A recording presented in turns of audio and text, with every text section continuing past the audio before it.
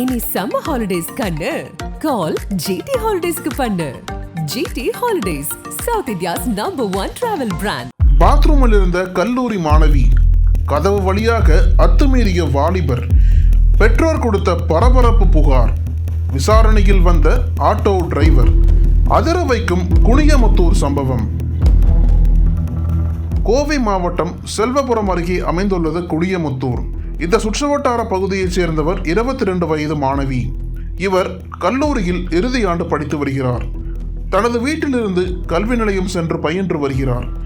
ஏழ்மையான குடும்பத்தைச் சேர்ந்த கல்லூரி மாணவியின் வீட்டில் கழிவறை கதவுகள் சரியாக இல்லாமல் இருந்ததாக சொல்லப்படுகிறது.